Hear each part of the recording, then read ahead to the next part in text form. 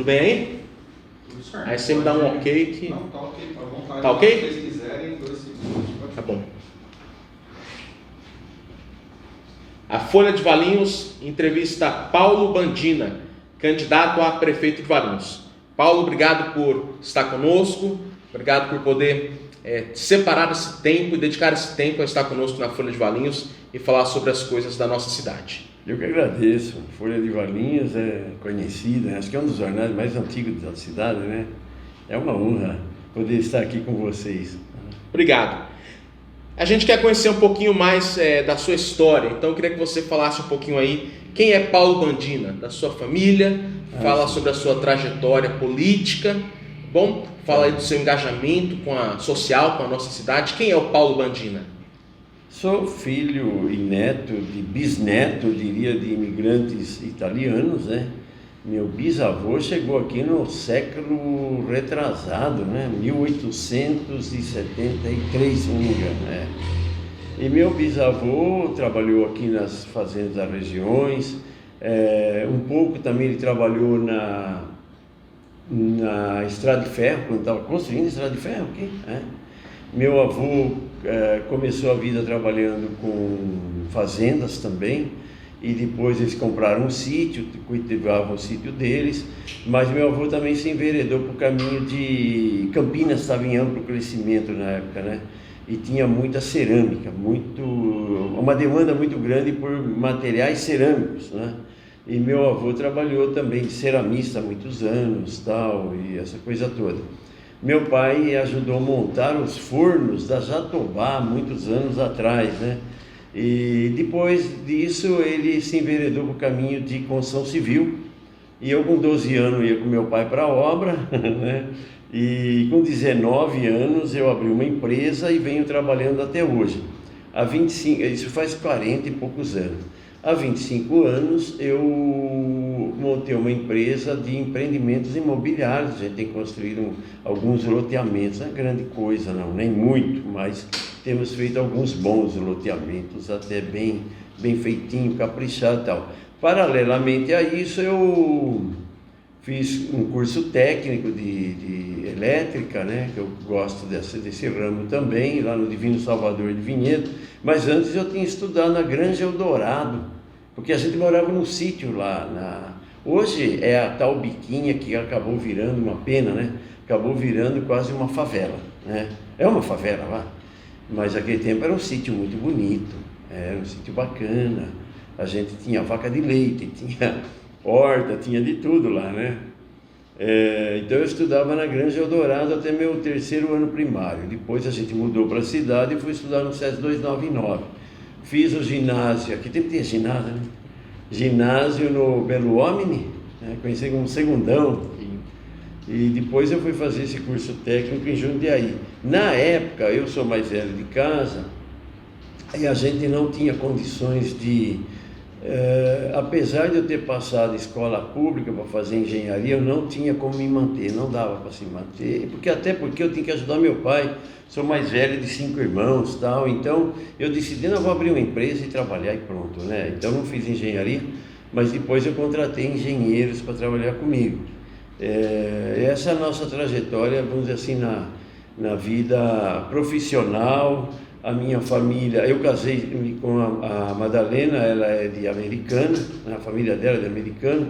Nós tivemos 2 filhas e hoje nós temos 4 netos.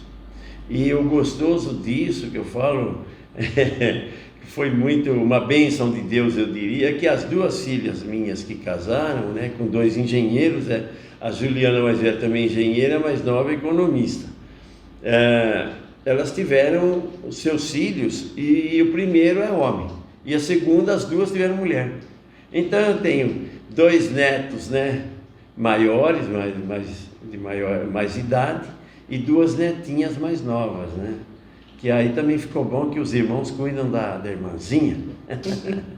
Então foi ótimo. Então graças a Deus nossa família é tudo, né, e eu levanto a mão para o céu toda manhã por conta da família que Deus me deu, né? Meu pai vive até hoje, mamãe já se foi, mas papai está firme lá com 88 anos, né? E depois de 2 anos que mamãe faltou, Papai casou-se de novo. Casou de novo.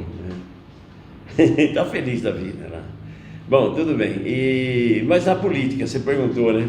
Então, o Marchiori foi um prefeito que eu admirei muito.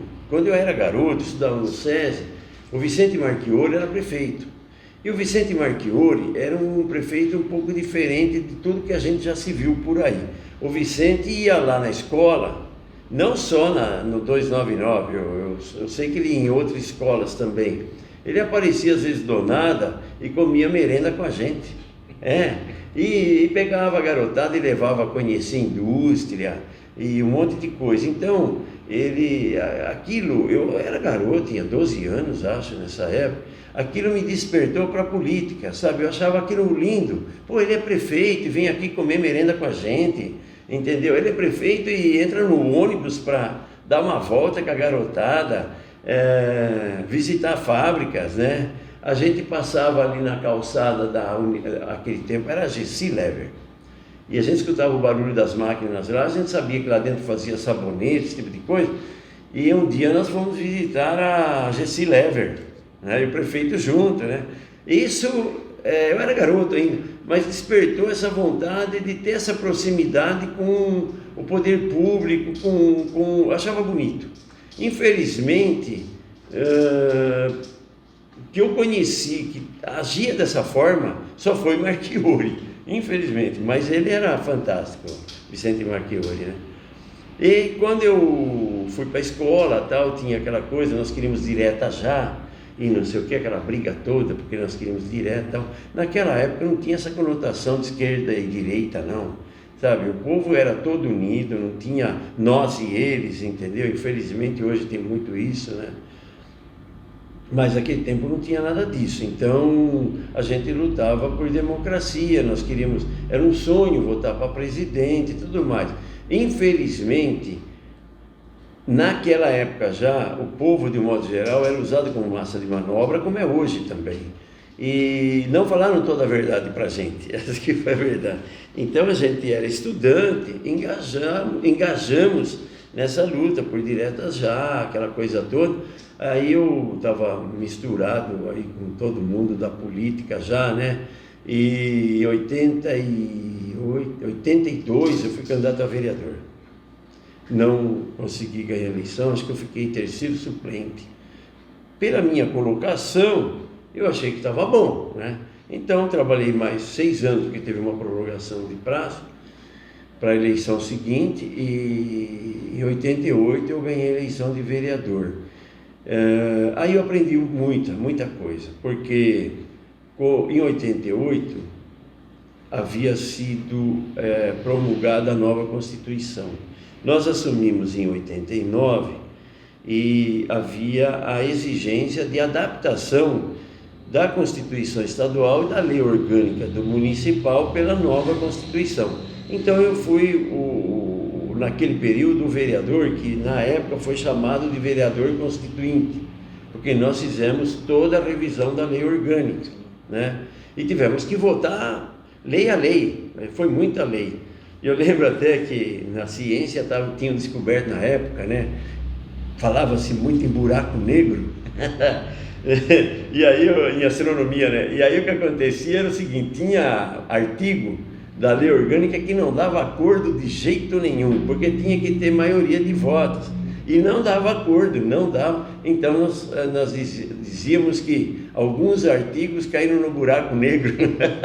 faltou artigo na lei orgânica, não teve como votar aquele artigo. Mas ficou boa a lei e tal. Então foi um aprendizado, porque além de votar e discutir e votar todas as leis que iam do próprio legislativo, que eram postas em votação, ou do executivo, nós tivemos que votar toda a legislação da lei orgânica. Aí veio o segundo mandato, que foi o segundo, a eleição ocorreu em 92, né? E eu fui candidato à reeleição, e nessa época eu tinha aprendido que mesmo que você chegue na Câmara com muitos votos, você leve com você muitos votos, porque se for um cara muito votado, você chega lá, você tem um voto. Então eu já pensava em algumas mudanças, eu convidei um bocado de gente para ir junto comigo. Um deles foi o Cleiton, o prefeito, que foi prefeito, né? Levei o Cleiton, a minha relação com o Cleiton é muito próxima, né? De amizade. Eu diria de política hoje não, mas de amizade sim. Sou padrinho de casamento dele, né? Somos amigos de infância, estudamos na mesma escola. Então a gente tinha uma proximidade muito grande. Eu convidei ele para ser candidato a vereador, ele ganhou a eleição, eu também ganhei a eleição. Deu certo de ser presidente da Câmara, presidi a Câmara em 93 e 94. Aí foi pauleira, porque tinha no arcabouço jurídico, digamos assim, da Constituição promulgada em 88, que os municípios tinham que fazer o plano diretor. E aí, fazer plano diretor? Ninguém sabia nem como começar isso. Foi uma luta. Isso aí a gente chamava professores da Unicamp, da PUC, especialistas, não sei o quê. No fim foi feito o plano diretor de Valinhos. O primeiro plano diretor de Valinhos foi feito em 94. Passou por uma revisão em 2004. Em 2014, Cleiton havia chegado no poder como prefeito. E eu queria, sim, ser secretário de planejamento. E ele acabou me dando a vaga no planejamento. E eu sou grato a ele até hoje por isso, né? Foi um tempo de aprendizado também, foi muito bom ser secretário do planejamento. Mas nós estamos um ano antes da nova revisão do plano diretor, que acontece de 10 em 10 anos. Então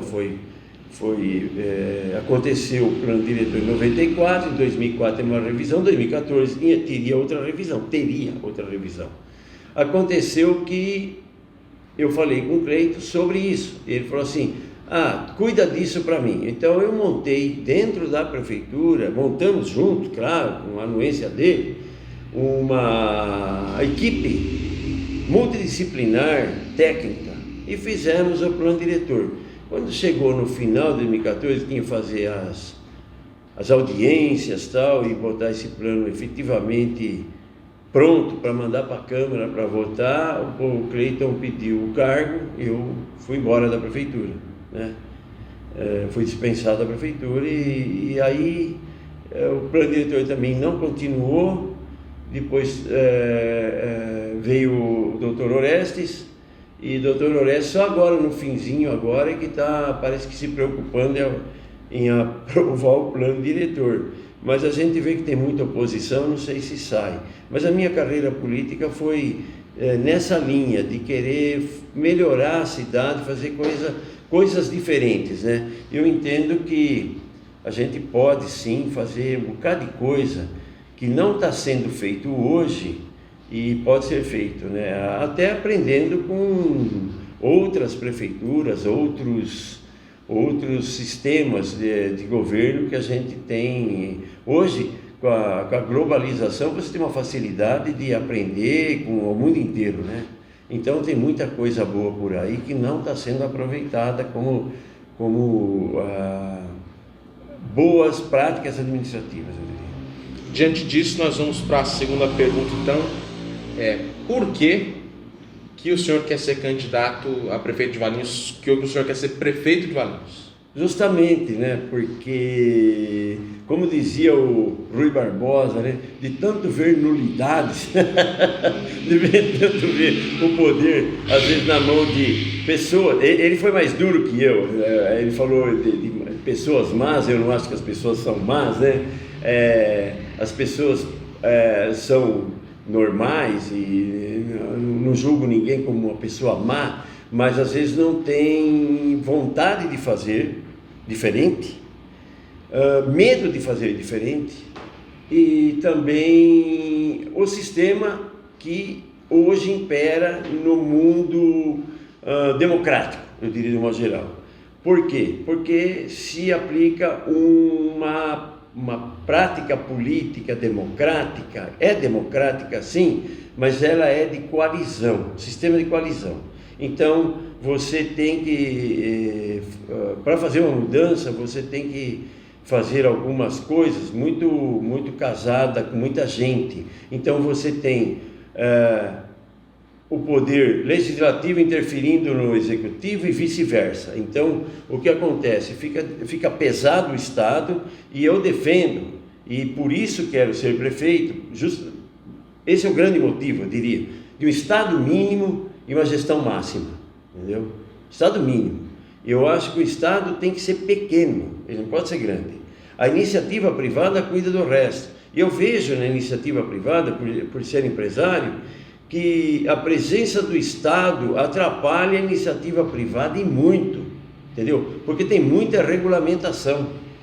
Então, em países que a regulamentação é menor, você pode ver que a economia é mais pujante. Aonde a regulamentação é muito grande, a economia é emperrada, entendeu? Então, por exemplo, um dos problemas que começou no Brasil já é antigo, começou com a CLT. Ah, mas a CLT não foi boa? Ora, a CLT foi boa, mas ela não tornava homens livres.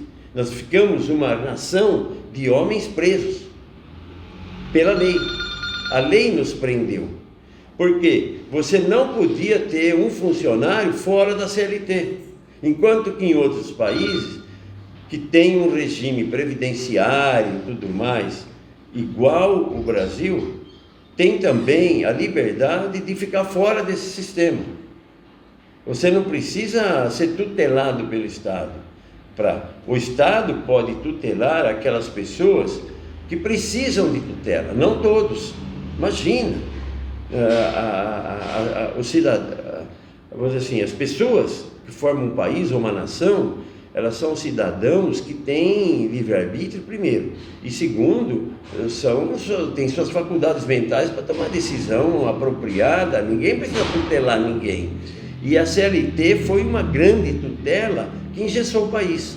Então, e esse tipo de tutela, esse tipo de regulamentação, ela é muito forte na economia nacional, no sistema brasileiro de legislação, é muito forte.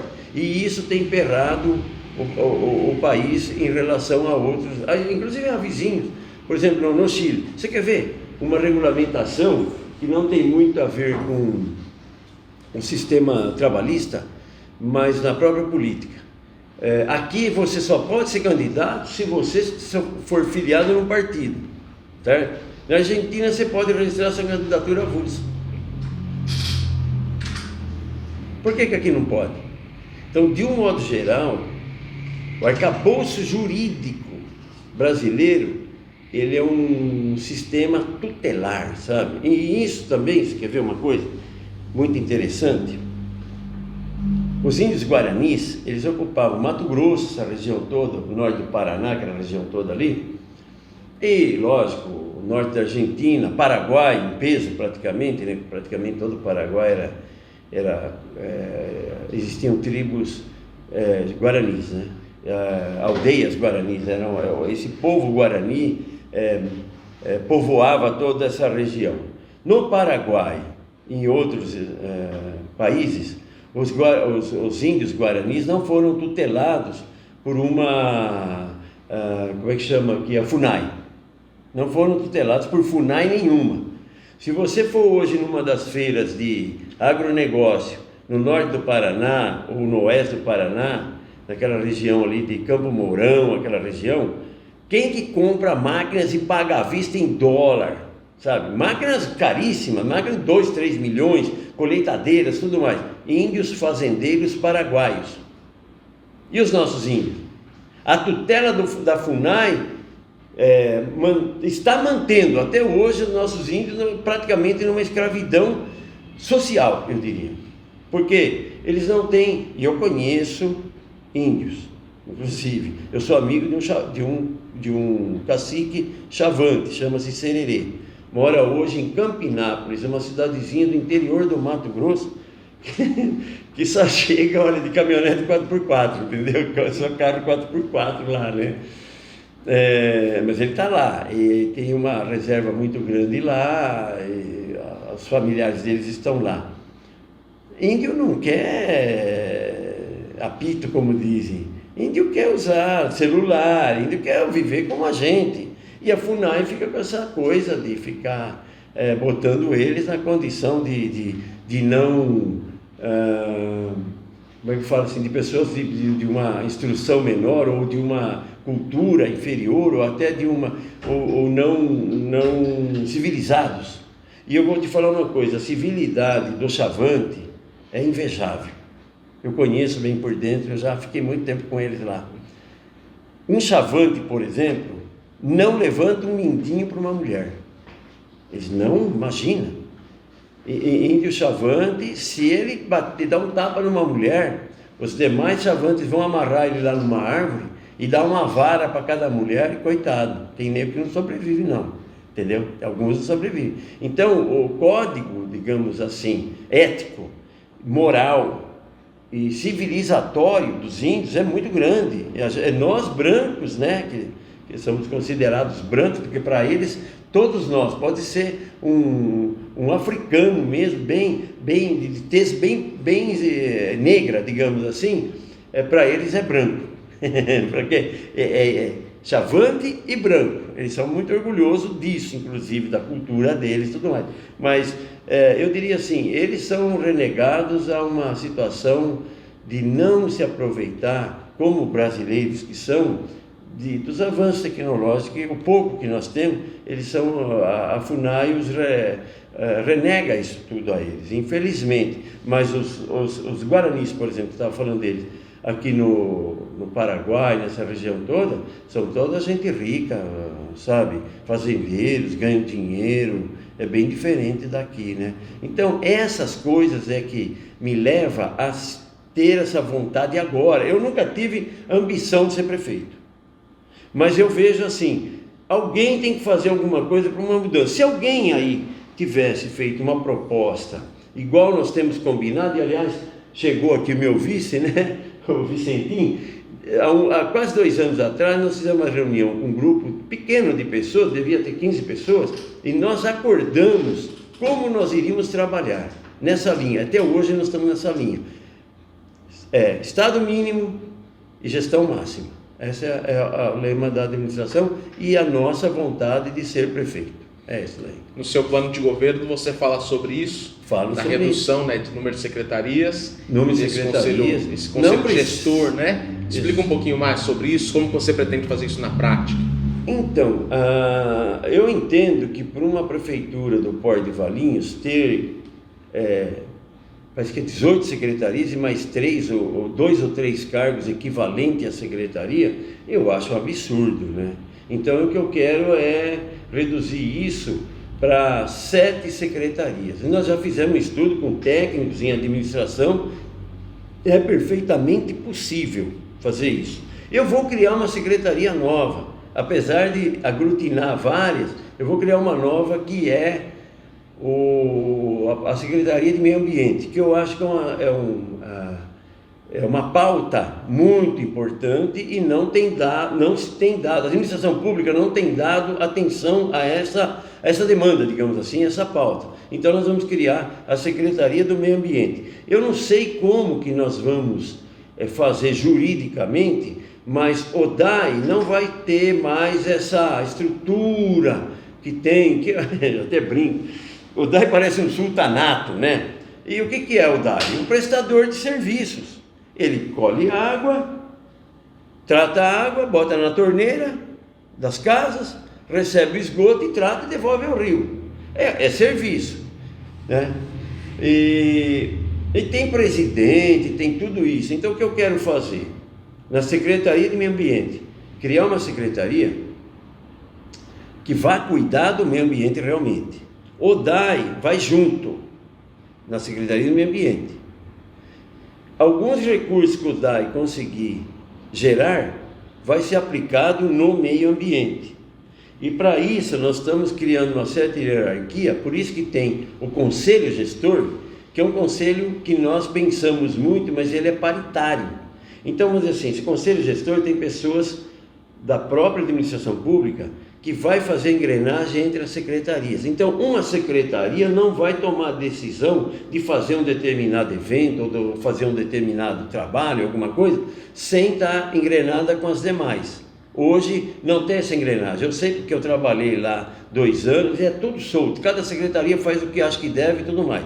O conselho gestor vai ser o sincronizador disso, né? E esse conselho gestor vai ter paridade com pessoas de fora da prefeitura, entendeu? Então, porque aquele olhar de fora, digamos, nós estamos dentro dessa sala, eu estou olhando para fora, eu não estou vendo a fachada do prédio. Quem está lá na rua pode ver que está a janela mal pintada, que, certo?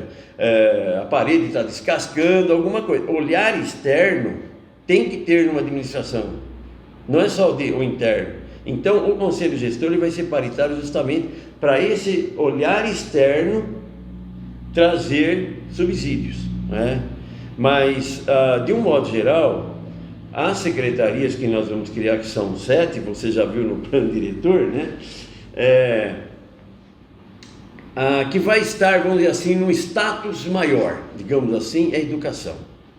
Nós combinamos em grupo que todas as secretarias vão trabalhar sim, mas em função de ensino, que aliás nós vamos dar o nome, não é a Secretaria de Educação mais, porque nós pensamos o seguinte: educação você recebe na sua casa, seu pai, sua família, a cultura da sua família, isso é educação. Lá na escola é ensino, então nós vamos ensinar, né, as crianças. Então, mas nós vamos dar uma ênfase total. Essa demagogia de falar assim, nós vamos apoiar a educação, a saúde, não sei o quê. Mas ações você vê que não é nesse sentido, entendeu? Por exemplo, vou citar um exemplo. Nós temos um parque esportivo em Valinhos invejável. Se você somar, parece que tem 7 estádios com campo de futebol, com quadra coberta, com tudo mais. O que faz a criançada quando sai da escola, que aquele prédio continua fechado, você não vê uma criança correndo no campo, você não vê um jogo de basquete, vôlei, sei lá o que, futebol de salão, você não vê nada.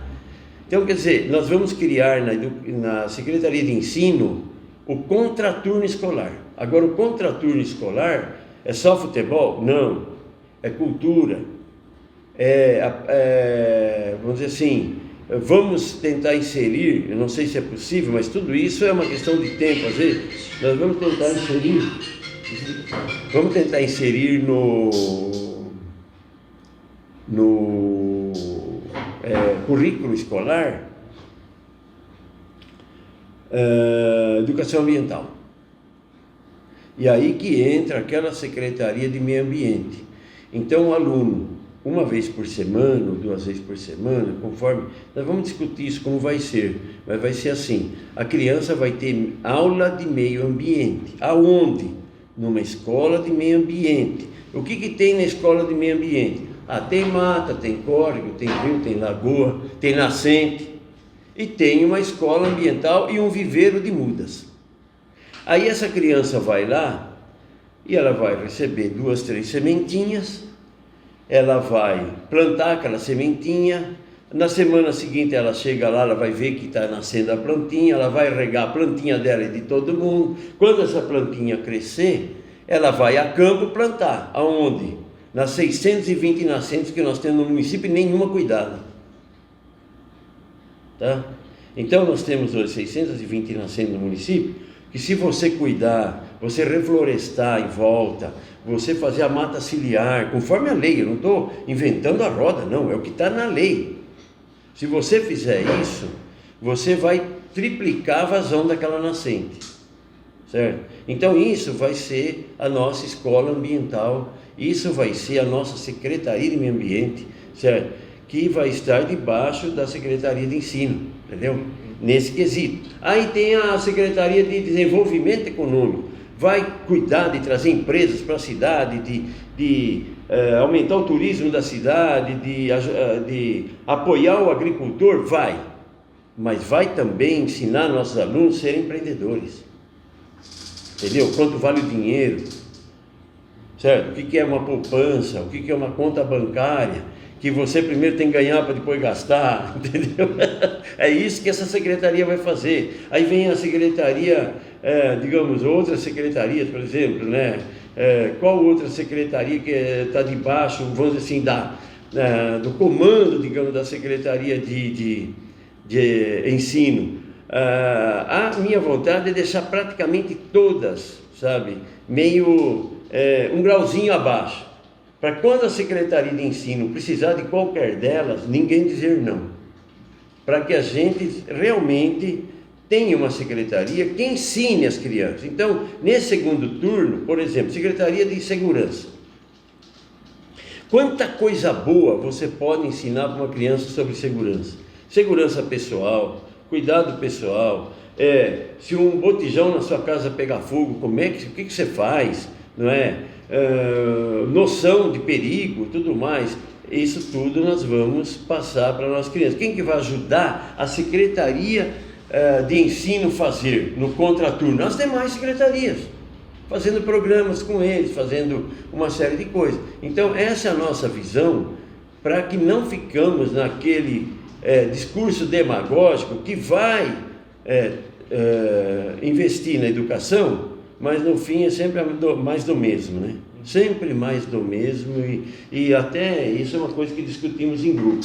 Se for para fazer mais do mesmo, então, chega, ninguém vai fazer nem campanha, nosso grupo não vai fazer campanha, certo? Se a gente chegasse em uma posição que todos falassem, não gente, para com essas ideias mirabolantes, essas ideias não batem, não, nós discutimos as ideias são boas, são factíveis, isso que é importante, porque às vezes você pode pôr alguma coisa no papel que não vai dar frente, nada certo lá na frente. Não, as nossas posições, tudo que está no nosso plano de governo é factível, isso foi discutido e não é mais do mesmo, então a gente vai pôr em prática isso aí. No primeiro mês, claro que não, no primeiro ano, duvido, mas vai ser uma luta, né? Nós vamos conseguir, se não 100%, mas nós vamos caminhar nesse sentido, é isso que é importante, eu vejo. Você confia que o orçamento permite fazer essa mudança, essa redução e o desenvolvimento aí dessa nova perspectiva?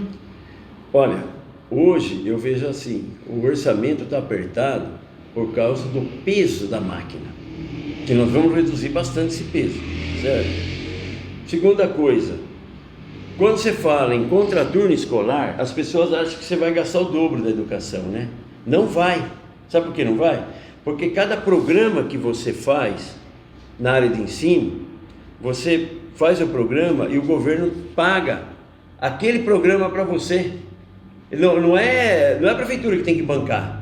A prefeitura faz uma planilha, que vai ter um professor a mais, certo? Vai ter um custo disso, custo daquilo. Só que é o seguinte, você põe na planilha também que você precisa de uma sala de aula. Uma sala de aula já existe, como se fosse uma locação da sala. Você põe na planilha. Quando você apresenta para o Estado, olha, eu estou pondo mais 1.000 alunos nessas atividades aqui. O Estado paga. Sabe por que não vem mais dinheiro para o município? Porque não tem programa. Olha um dado interessante. Há pouco tempo, um técnico do Ministério da Desenvolvimento, eu ouvi uma palestra desse cara, ele disse o seguinte, nós estamos usando ainda, agora no governo Bolsonaro, dinheiro do PAC 1, da Dilma. Por que ele está usando dinheiro do PAC 1? Por que a Dilma não usou? Porque, lógico, você faz um programa, você põe dinheiro para aquele programa, tem que ter um aporte financeiro para manter. Por exemplo, a Caixa Econômica Federal vai financiar a casa própria e aportou para 10 bilhões, não sei o que. Tá bom, esse dinheiro está lá reservado. Fez o programa, está lá o dinheiro. Agora, se você não apresentar projeto, você não traz o dinheiro. O PAC 1 ainda tinha dinheiro. O PAC 2 tinha dinheiro. E os outros programas do governo Bolsonaro também têm dinheiro. Aí a pessoa fala assim, mas aquele ministro lá da infraestrutura, o que é militar, inclusive, né? Que está fazendo estradas, ferrovias, não sei o quê, o cara está bombando. Ora, tem dinheiro. É mentira que não tem dinheiro, não tem projeto. Então, é assim que funciona. Vamos dizer assim, quando eu estive na prefeitura 2 anos, eu corri atrás de um projeto que nem maluco, que chama Verde Azul. que é o Programa Verde Azul? É um programa do governo de São Paulo que você apresenta N projetos na área ambiental e você vai somando pontos. À medida que você vai somando pontos, você vai tendo como se fosse uma milhagem de cartão de crédito. Quando você tem uma determinada quantidade de pontos, você vai lá no Programa Verde Azul, você troca aqueles pontos com equipamentos, tipo um caminhão, um trator, alguma coisa para trabalhar na área ambiental.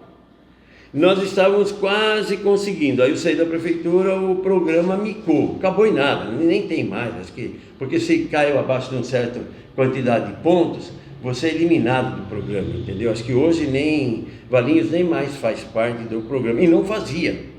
Entrou no programa nos 2 anos que eu fiquei lá. E nós fizemos algumas coisas assim para pontuar. Uma delas foi a criação da Guarda Ambiental Municipal, que não tinha. Nós queríamos, isso somou muito ponto lá. Fizemos outras ações, fechar aterro clandestino, fizemos um bocado de coisa. Então, no meio ambiente, mas a Secretaria de Planejamento Ambiente era muito limitada. Por isso que eu quero criar nessa área ambiental uma secretaria dedicada a isso. Aí quando você fala assim, mas por que o DAI vai para dentro? Porque veja bem, se você tem uma padaria, você produz pão, mas você não chega lá e dá um estalo e sai pão do forno. Você tem que pegar farinha de trigo, misturar água, fermento, sei lá o que, e fazer o pão, e assar o pão, tudo bem. Qual que é a sua matéria-prima? Farinha de trigo, senão não tem pão. Se não tiver farinha, não tem pão. O DAI, ele vende um produto. Como o padeiro vende o pão, o DAI vende água. O que o DAI de Valinhos, eu não estou falando de Valinhos, gente, eu estou falando de um modo geral, as empresas que cuidam de água, né, no país. O que essas empresas, estou falando de Sanasa, estou falando de Sabesp, o que essas empresas têm feito para produzir matéria-prima? Nada, então não vai fazer nada. Então o que eu quero fazer nessa Secretaria de Meio Ambiente com o DAI lá dentro também? Eu quero que o DAI participe de um processo de estar dando cobertura a toda essa questão, cobertura técnica, a toda essa questão de reflorestamento das nossas nascentes, mata ciliar do nosso corpo e barramentos. Hoje nós temos coleta de água praticamente só de caudal. Então o rio Atibaia está correndo lá, tem uma bomba que suga a água e manda para nós, aqui para a estação de tratamento. Se esse caudal secar, adeus, água, certo? E nós temos o que de reservatório? Moinho Velho, CLT, que houve uma desassoreação, mas é insuficiente aquilo para o tamanho da cidade. E tem lá Santana dos Cuiabanos, que é um laguinho que tem numa fazenda ali, mas nós não temos grandes reservatórios de água. Numa cidade pé de serra, que você tem grandes gargantas, não é? Você tem como fazer sim reservatórios. E eu penso muito nisso. Por exemplo, nós corremos um risco hídrico. Estamos debaixo de um risco hídrico, eu diria. Por falta de chuva, primeira coisa. Mas o nosso principal manancial é o rio Atibaia. Ele corre paralelo de uma rodovia. Imagina que amanhã ocorra um acidente grave na rodovia com produto químico e isso contamine o caudal do rio Atibaia e nós não precisa ficar muito. Fica 3 dias sem sugar água lá do Atibaia, você vai ver o que vai dar na cidade, meu amigo. Entendeu? Então nós estamos sabe aquele cara que passa na beiradinha do abismo, escorregando, mas está ali. Nós estamos assim, na beiradinha do abismo. Pô, vai longe da beirada do abismo, né? Faça mais produção de água própria, tal. Eu conheço um professor de hidrologia da Unicamp, ele chama Zufo. Ele fala, eu não entendo por que Valinhos pega água da Atibaia. Valinhos podia pegar só água de nascente, ele fala. Dá conta, as nascentes que tem Valinhos, dá conta da cidade. Por que vocês pegam aquela água suja do Atibaia? Né? E ele não se conforma com isso, porque nós temos sim muita água aqui dentro.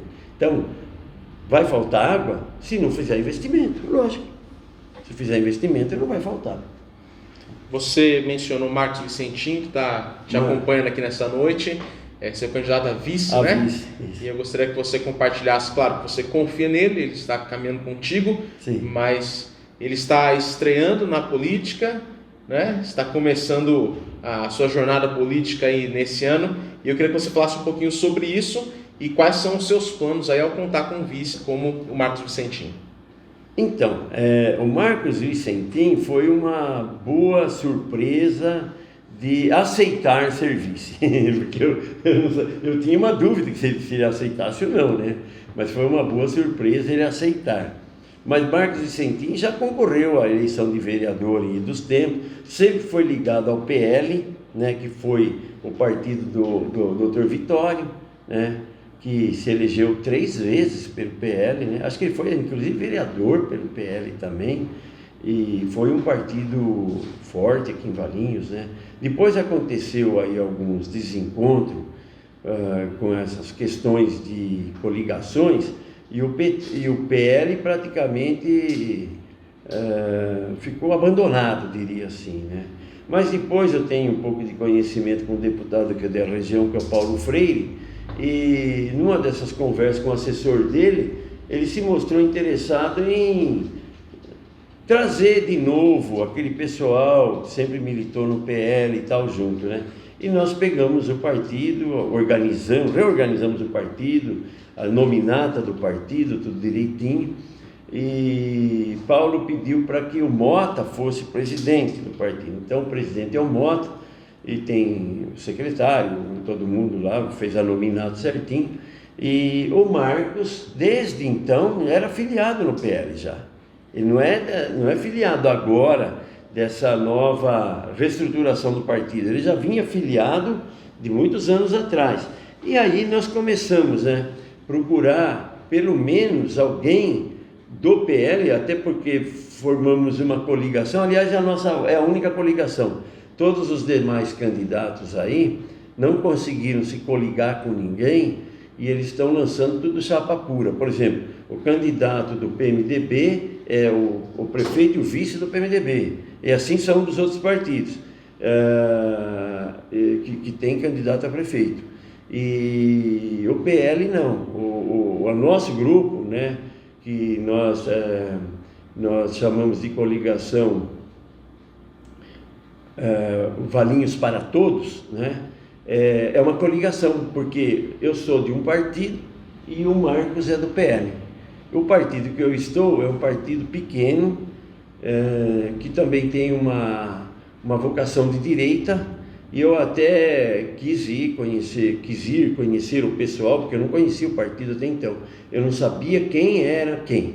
Então eu fui para São Paulo, eles têm um escritório lá em Alphaville, e eu me entendi com eles lá e vi que no estatuto deles, eles são conservadores, de centro-direita, e está isso no estatuto, e de orientação, vamos dizer assim, quanto à filosofia do partido, né, judaico-cristã. Então eu falei, tá, tô dentro, gostei, vamos junto, tal. Então o nosso partido chama Partido Trabalhista Cristão, e o partido do Marcos é o Partido Liberal, que já é bastante conhecido, né? Então a nossa coalizão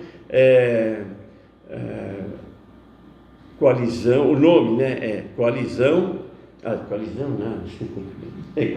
partido, é isso mesmo, né?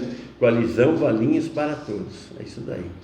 Em relação à campanha eleitoral nesse período de pandemia, ultimamente, né, há mais tempo, a campanha de visitas, o olho no olho, o toque, toda essa situação. Hoje, por conta da pandemia e também pelo avanço da tecnologia, há novas ferramentas, novas possibilidades, novas estratégias. Como que você avalia esse cenário e como que você pretende trabalhar sua campanha nesse cenário? Olha, eu sou maluco por tecnologia, juro para você. Eu gosto de tecnologia, eu gosto daquilo que é novo, daquilo que é mais prático, mais moderno, mais rápido principalmente, né? Então, eu busco sempre isso, né? Aliás, aqui em Valinhos, o primeiro escritório, acho que você também não sabia disso, né, Marcos? Mas o primeiro escritório de engenharia que teve computador foi o meu. É sério, entendeu? Primeiro escritório de engenharia que teve computador, né? E quando eu assumi a presidência da Câmara, inclusive, eu tratei de informatizar a casa. Naquela época lá, o computador, a máquina mais moderna que tinha era o 286. Era um beta. Veja onde ficou o 286 na história, né? Mas tudo bem, eu sempre gostei muito. Acho que eles nem conhecem. Ouviu falar só do 286? Eu tive Você teve um? Eu tive um AT286 DX16. É mesmo? 5 polegadas de um quarto, operacional e o outro para aplicativo. Monitor fósforo verde. Eu tive isso na minha loja de venda de veículos em 1985. Então é coisa antiga, né? Então, mas eu sempre... 89, eu peguei um desse aí. Eu sempre gostei muito de tecnologia, né? Mas eu vou falar uma coisa para vocês. Eu acho que política é muito olho no olho. Falar a verdade, estar junto com as pessoas e tal. Então nós vamos ter sim a parte tecnológica, de lives, de tudo isso, né?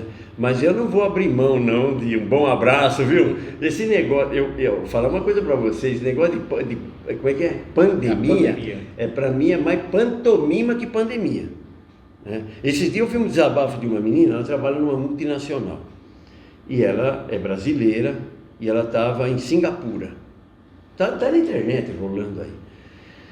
Só que fizeram lá uma reunião virtual e colegas do mundo inteiro, espalhados para o mundo inteiro, né, trabalhando, e entraram nessa sala de reunião virtual. Tinha gente na China, tinha gente, ela estava em Singapura, tinha gente na Alemanha, gente aqui no Brasil, ela é brasileira, mas estava em Singapura. Aí, depois que acabou a reunião de negócio deles lá, começou aquele bate-papo entre eles, porque tinha muita gente também, tem muita gente dessa empresa que é brasileira e trabalha na China. Então a comunicação fica fácil entre eles, porque falam português, né? E ela contou que os brasileiros que estão na China disseram o seguinte: olha, aquele fica em casa, que eles chamam de afastamento pessoal, assim, que eles deram o nome, como é que chama aí? Eu nem... A quarentena? A quarentena, também, isolamento social, esse que é o nome mais usado. O isolamento social na China durou 3 semanas, durante o período de férias deles, de fim de ano, que lá o ano é diferente do nosso, né? Que normalmente a China só tem uma semaninha de férias, só uma semaninha, e o governo deu mais 2. Então isso foi o isolamento deles, que não fizeram isolamento de siroca nenhum, imagina. O cara está de férias, a data mais importante do ano dele é o Natal deles, é o primeiro de ano deles, né? Vai ficar em casa? Vai nada, viajaram para tudo quanto foi lá. Então essa foi a quarentena deles.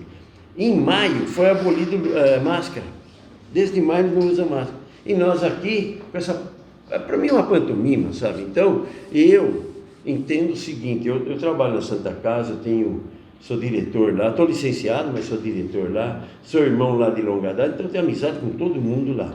Então a gente conversa muita coisa sobre essa questão. O problema do coronavírus é mortal? É mortal. Se você não combater ele vai te matar, e mata legal mesmo, sabe?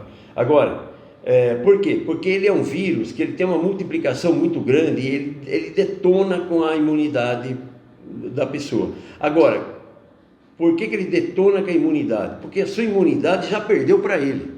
Se você tiver imune, se você tiver com a imunidade alta, ele bate e leva a pau, já era. Então é por isso que esse negócio de deixar a criança em casa, isso é uma loucura, isso é coisa de doido. Isso não devia ter feito nunca, entendeu? Porque a criança, alguns podem ser infectados, pode, está com a imunidade baixa. Então essa criança tem problema já. Ela não é que o vírus pegou ela, vai pegar todo mundo. E ninguém vai escapar disso também, uma hora a gente pega, né? Mas eu, por exemplo, eu tomo ivermectina de forma como profilaxia. Eu converso com tanta gente e tal, até agora eu não tive problema. Minha filha pegou, minha filha estava ralando muito, trabalhando muito, com a imunidade baixa, esse estresse todo com 2 crianças em casa, né? Dando aula em casa e tal, a imunidade, você sabe que o que mais derruba a imunidade é o estresse. E minha filha estava estressada, não sei o que, pegou o coronavírus. E um sábado de manhã ela acordou e falou assim: papai, eu estou sem paladar e sem olfato. Eu falei: você pegou coronavírus? Ah, mas eu quero ter certeza. Eu falei: vou te levar remédio. Eu tenho um saquinho de remédio lá em casa, né? Do jeito para sabe, combater o bicho. Aí ela falou assim: não, mas eu vou na farmácia para ter certeza. Foi lá, aquele negócio de furar dedo e tal, coronavírus. Pegou, foi na Santa Casa. Chegou lá, como não tem um protocolo para ser seguido, é livre para o médico fazer o que quiser, ela teve a má sorte, eu diria, de ser atendida por um médico novo e não quis dar hidroxicloroquina, azitromicina, essas coisas para ela. Deu outras coisas na veia. Ela ficou até 2 da tarde tomando soro na veia, isso que foi para casa. 8 da noite ela me liga: papai, estou piorando. Tomei todo aquele remédio lá na veia e não melhorou nada. Eu falei assim: tá bom, eu vou aí. Levei meu saquinho de remédio, dei hidroxicloroquina, azitromicina e zinco para ela tomar, conforme a dose que o médico tinha me dito que a gente deve tomar, né? Aí ela tomou no sábado à noite, no domingo à noite e na segunda à noite. Terça-feira ela foi para o escritório trabalhar. Acabou. Ela e meu genro, os 2. Minha irmã foi para Santa Casa também com coronavírus, certo? Chegou lá, um médico, uma médica já mais senhora, mais experiente, né? Botou hidroxicloroquina na receita, ela tomou 3 dias, estava boa. Então, o remédio, ele não é o indicado, porque não foi feito para esse vírus, mas ele resolve porque ele quebra o vírus. Então, você, quando é infectado por um vírus ou uma bactéria, o seu organismo já reage fazendo a vacina certa, que são os anticorpos. Essa é a melhor vacina que tem, que o nosso corpo tem capacidade de produzir. Os laboratórios tentam chegar nela, mas o nosso corpo é um laboratório fantástico. Então, quando o vírus ataca o nosso organismo produz os anticorpos que combatem aquele vírus ou aquela bactéria. Só que se a gente está com a imunidade baixa, o vírus ganha do nosso sistema imunológico e a gente adoece. Então tem que ajudar com remédio. Agora, isso é a história de fica em casa. Fica em casa. Então todo mundo ficou em casa. Não foi trabalhar, mas também não foi no médico. Teve gente que morreu em casa, porque o vírus mata. Então eu vi alguns casos, por exemplo, a prefeitura aqui de Porto Feliz. O prefeito lá é médico, ele adotou um protocolo bacana. Ele falou: nossos atendentes, o pessoal da classe médica que cuida de doentes aqui, todos vão tomar ivermectina. Aí 2 médicos da rede pública lá de saúde falaram: nós não vamos tomar. Ficaram doentes. Você vê que interessante, os outros não ficaram. Então, a ivermectina, ela funciona como se fosse uma vacina, só que não é prolongada, ela não cria anticorpos, ela é um veneno contra o vírus, digamos assim. Mas eu estou voltando no assunto, que o interessante é isso, a pergunta, nem respondi direito a pergunta, mas como vai ser a campanha em tempos de pandemia? Lógico que estou tomando cuidados, eu estou usando máscara, tudo mais, assim, quando tem uma reunião, mas eu não estou com medo de fazer o corpo a corpo, não, sabe? A menos que a pessoa que for me ouvir não tenha disposição para fazer o corpo a corpo, prefere por telefone ou por internet, coisa assim, né, tal. Mas eu gosto de pessoas, eu gosto de gente, né? Italiano é assim, negócio de abraçar, né, tal. Então, em tempos de pandemia, foi a pergunta, né, como é que vai ser a campanha? Ora, todas aquelas pessoas que toparem me ouvir pessoalmente, que nem estamos aqui, eu faço questão de estar presente, entendeu? Para a gente encerrar o nosso bate-papo, a nossa entrevista, eu queria que você direcionasse uma palavra aí para os eleitores de Valinhos.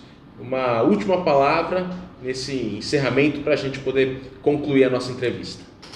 Bom, aos eleitores eu diria que eles têm a maior arma que um ser humano dentro de uma democracia pode ter, que é o voto, né?